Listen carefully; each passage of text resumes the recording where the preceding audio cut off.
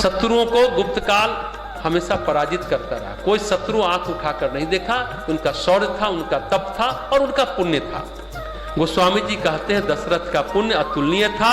सैकड़ों वर्ष से वह वंश शासन कर रहा था और इतना पुण्य कि अवतार उस वंश में जन्म लेते हैं राम के रूप में। इन पुण्य आत्माओं की मैं वंदना करता हूं। साथ ही यह भी कहते हैं कि मेरे ऊपर भी कृपा बनाए रखे ताकि मैं भी पुण्य कर्म कर सकूं। गोस्वामी जी अपने लिए भी वंदना करने के बाद इच्छा जताते हैं। लेकिन हम सभी क्या करते हैं? सवेरे वंदना करते हैं, प्रणाम करते हैं, तो आशीर्वाद क्या मिलता है? सब चिरंजीवी भव, कहते हैं कि चिरायु हो जाइए।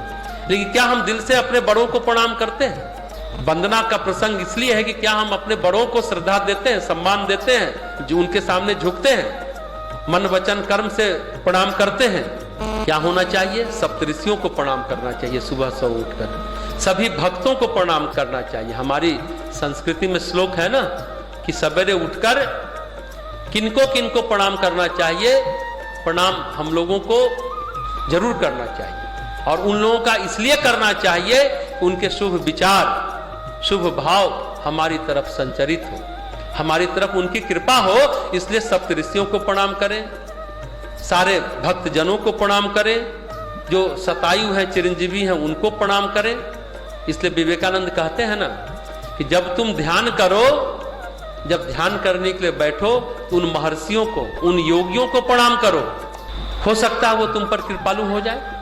उनकी कृपा अगर बन गई, उनका आशीष मिल गया तो जीवन बोध तुमको मिल जाएगा, जीवन संवर जाएगा।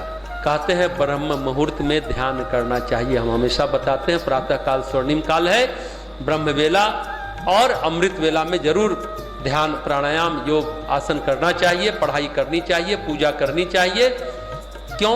उस समय सिद्ध पुरुष आकाश मार्ग से गुजरते हैं, क्या पता कौन कृपा कर दे, आशीष दे दे सवेरे सवेरे। इसलिए सुबह जरूर उठना चाहिए। तो गोस्वामी जी भी यही कहते हैं, उनकी पुण्य दृष्टि भी हम पर पड़े ताकि हम भी सुमार्गामी बने, सन्मार्गामी बने, आगे बढ़ सके और उस आधार को प्राप्त कर सके जो दशरथ कौशल्या ने पाया।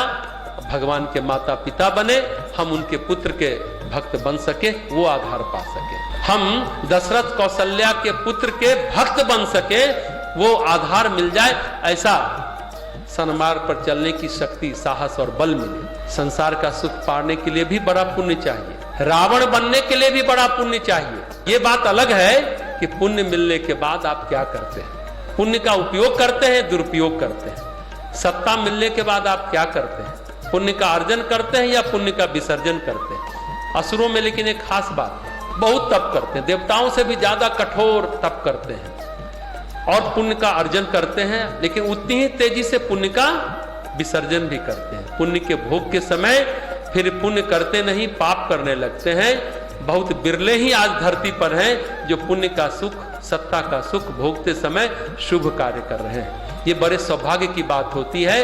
अच्छा समय हमारा आपका चले, उस समय भी सेवा कार्य करते रहे, पुण्य अर्जित करते रहे ताकि दुख ना आए, पाप ना करें। लेकिन क्या होता है, सामान्य बात नहीं है। पुण्य काल में पुण्य करते रहना, अच्छे काल में दुष्कर्म न करना, शुभ कर्म करना, यह बहुत दुर्लभ घटना होती है। पुण्य का सुख, सत्ता का सुख भोगते समय शुभ कार्य करना बहुत सौभाग्य की बात होती है। नहीं तो पुण्य का अहंकार, सत्ता का अहंकार इतना उन्मत्त, इतना उन्मादी हो जाता है कि हम भ्रष्ट और दुराचारी हो जाते हैं। इससे जो बच जाए, सच्चा पुण्य आत्मा वही है। वैसे तो आज जैसा हमने कहा, इंसान बौने होते जा रहे हैं, उनका पुण्य बौना होता चला जा रहा है। आगे तुलसीदास जी कहते हैं, बदऊ अवध भुआल सत्य प्रेम जेहि राम पद, विदुरत दीन दयाल प्रिय तनु, तृण इन परी है। ये सरोठा है 16वां बालकांड का। मैं अवध के नरेश की वंदना करता हूँ। कौशल्या और सभी कैकेयी और सुमित्रा की वंदना करने के बाद गोस्वामी तुलसीदास जी वंदना करते हैं अवध नरेश की, जिनका अपने पुत्र भगवान श्री राम के चरणों में सच्चा प्रेम था, जिन्होंने दीनदयाल प्रभु के बिछड़ते ही अपने प्यारे शरीर को मामूली तिनके की तरह त्याग दिया। बिछड़त दीनदयाल प्रिय तनु तृण, तृण के समान उस शरीर को त्याग दिया, तुच्छ समझकर त्याग दिया। अयोध्या नरेश दशरथ जिनके पुण्य से, जिनकी शुभता से भगवान श्री राम धरती पर आए, उनकी तपस्या का परिणाम था कि भगवान राम धरती पर आए। देखिए, प्रेम सब में होता है, ऐसा नहीं कि प्रेम सब में नहीं होता, प्रेम सब में होता है।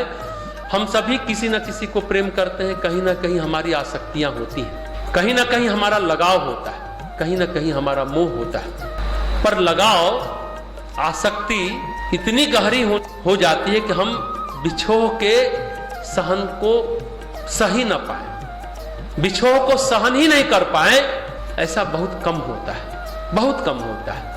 लोग मरते हैं, रिश्ते नाते समाप्त हो जाते हैं जिससे हम प्रेम करते हैं, लेकिन क्या होता है, चले गए तो थोड़ी यादें रह जाती है, स्मृतियां रह जाती हैं, जिंदगी फिर चलने लगती है। मंदिर में भी बहुत लोग आते हैं जाते हैं, लड़कियां बहुत काम करती हैं, एक समय शादी हो जाती है, चली जाती है, यादें रह जाती हैं, स्मृतियां रह जाती हैं, फिर जिंदगी चलने लगती है, फिर नई लड़कियां आती हैं, काम करती हैं, चली जाती हैं, नए लड़के आते हैं, काम करते हैं, चले जाते हैं, जिंदगी फिर चलने लगती है। लेकिन राम के प्रति दशरथ का प्रेम अनूठा था, एकदम अलग था। उनके लिए राम जीवन का सार थे, जीवन का सर्वस्व थे। दशरथ क्या सोचते हैं, राम नहीं तो जीवन नहीं, राम नहीं तो जीवन का कोई अर्थ नहीं, जीवन में कोई और चीज का महत्व नहीं। दशरथ के जीवन में ये है दशरथ, जीवन के इस छोर से उस छोर तक, शुरू से लेकर अंत तक, आदि से अंत तक, जीवन के मध्य से जीवन के किसी बिंदु तक दशरथ के जीवन में राम के अलावा कुछ नहीं, कुछ भी महत्वपूर्ण नहीं था। अगर राम नहीं तो जीवन में कुछ भी नहीं। ऐसा प्रेम, ऐसा भाव बिरले ही दिखता है। प्रेम तो सभी लोग करते हैं, क्या ऐसा प्रेम करते हैं? अपने अपने प्रेम को टटोलेंगे। दशरथ और राम के प्रेम से अपने प्रेम की भी तुलना करें और उसमें सुधार करें, संशोधन करें।